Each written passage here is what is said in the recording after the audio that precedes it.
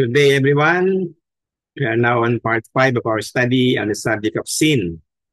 Taken once again from this book of Petrus van Maastricht, Theoretical Practical Theology, under the Works of God and the Fall of Man, in its volume number 3.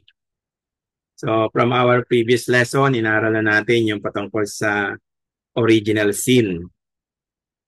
At binabanggit doon from our previous lesson, yung imputation, no? Yung original sin was transferred to their offspring sa mga salinlahi nila Adam and Eve by way of imputation.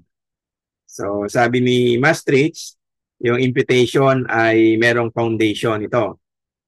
So it says here that the foundation of imputation, nag-add lang ako ng in open and close parentheses, I added the term due to the breaking of the covenant. So nagkaroon kasi ng original sin, nagkasala si Adam and Eve by way of imputation na transfer sa kanilang offspring because of the breaking of the covenant of God, yung covenant between God and Adam. Nasira yun, no? Because of the sin of Adam. Okay? Thus, the foundation of this imputation is not so much in the nature that we draw from our first parents, as if to say, it seems that they could not have given us a nature better than the one they had, because even the second Adam, so kung merong first Adam, which is Adam who fell into sin, meron naman second Adam, which is our Lord Jesus Christ, who is our Lord Jesus Christ. Yung sinless, no? The second Adam is the Lord Jesus Christ. Binabanggit yan ni Paul sa Romans, no? Once again in chapter 5. Okay, the second Adam has a human nature from our first parents, taken from Acts 17:26, Luke 3:23, and Luke 3:38. As rather, it is from the covenant which was contracted by God, not with our first parents alone, but with all their posterity, just as we expressly demonstrated in Book 3, chapter 12. No, yung Book 3, chapter 12 na binabanggit ni Maastricht dito, pertains dun sa covenant of works na binrake, no, ni Adam because of his sin, no? Dinisobey niya itong covenant na ito. Ang Reformed theologians called this as the covenant of works, otherwise known as the covenant of nature. Okay, so babasahin natin yun sa page 369 kung ano ba itong particular covenant na ito na nasira, no?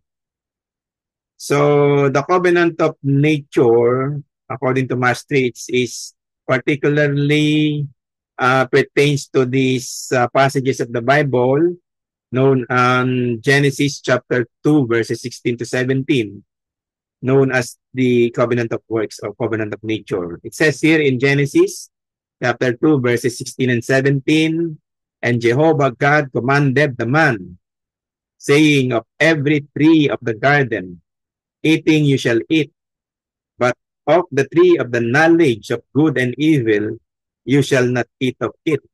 For in that day that you eat of it, dying you shall die. Okay? So to continue with our reading, a consideration of the covenant of works. After general providence, wherein God is occupied with everything, and a spatial providence, wherein God is specifically engaged with the rational creature, there finally follows the most spatial providence, wherein he relates to men, in so far as they form the church by covenants, where God stipulates from them a duty or punishment and promises a benefit.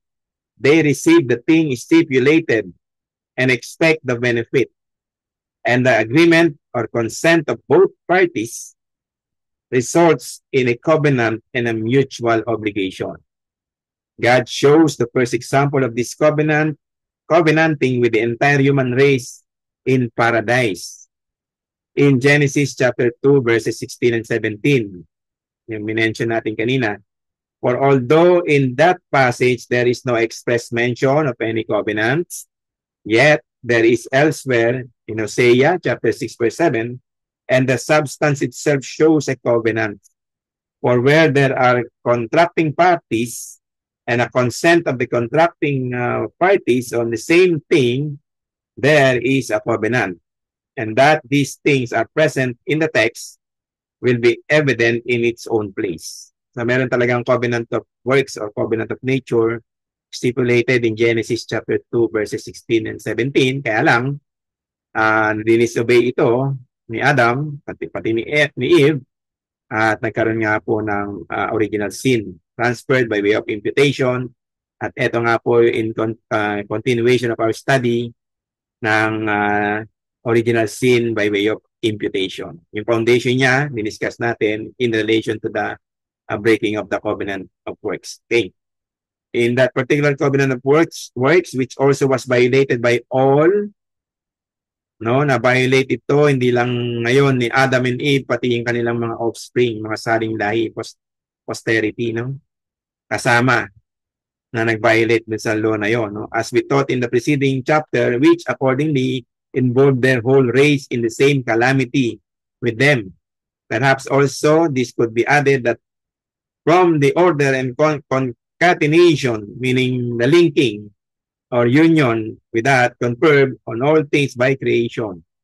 Likewise, from the original righteousness that would have been conferred equally upon the first parents and all their posterity, likewise, from the assistance of grace that would have been bestowed and denied equally to our first parents and their posterity, God foresaw that all the posterity of Adam, if ever, take note, they were exposed to the same satanic temptation, would have committed the same covenant breaking with them. And thus he held what was certainly to happen as if it had been actually committed. And finally, this also could be added that the whole human world then existing sinned as well. And thus also the friendship of God with the whole world perished. Nawala yung friendship ng God sa human race because of the fall of man, because of the sin and breaking of that law.